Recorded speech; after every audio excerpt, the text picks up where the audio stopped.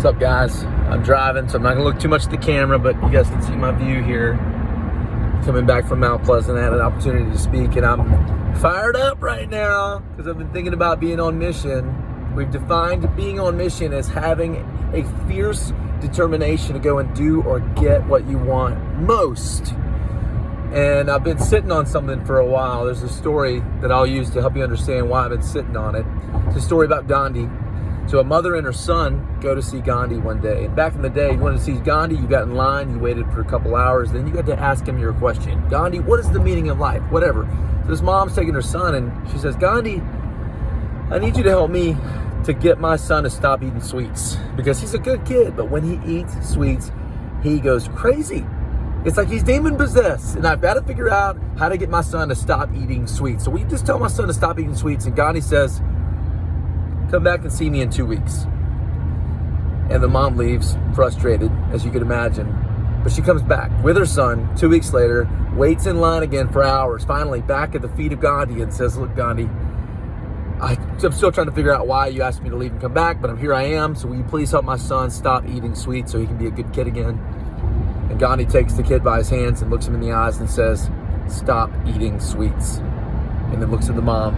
And the mom says, that's it? That's all you're going to do? Why in the world did you ask us to go away and come back 2 weeks later? You're just going to look at him and say, stop eating sweets. And Gandhi said, because I was eating sweets 2 weeks ago, and I'm not going to ask someone to do something that I'm not willing to do. And I wanted to, that's my foundation for what I'm talking about today. I want to talk about how we have got to find a way to overcome our excuses. We have to, but 2 weeks ago when this was hot on me to get the thing started, I just had to introspect. I had to look at and evaluate myself and ask myself, where am I having trouble overcoming my own excuses?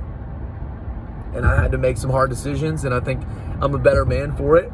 And here I stand today, but we've got to find a way to overcome our excuses. And I know some of us have some really good excuses. I mean, some of you guys, let's just focus on health for a second. Some of you guys really struggle to get a full night's sleep. And, you're trying to go to bed and get a good quality sleep, and it's just a struggle for you. And some of you guys, your family is not down for the healthy diet. They are just not going to get on board, and you're fighting an uphill battle because they want pizza and pasta and ice cream every night, and you're trying to do well, and you're up against it, and some of you guys, there are financial struggles.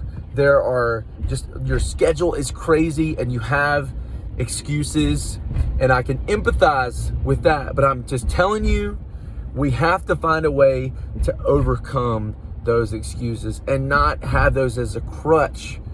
But something beautiful happens when you overcome your excuses. Something really, really amazing happens. Your greatest adversity becomes your greatest advantage. And think about anyone you look up to or respect. Think about any person that you might consider them an influencer in your life, or contemporary, somebody that is walking the way you want to walk, and they're living the way that you want to live. There's a good chance they weren't just born into that. There's a good chance that they had to overcome some excuses to get to where they are. And they had to find a way to see their greatest adversity as their greatest advantage. So I want to challenge you guys to do that. I'm telling you, if you're going to be on mission, a mission worth having, you're going to have to overcome your excuses, and you can do it. I believe in you.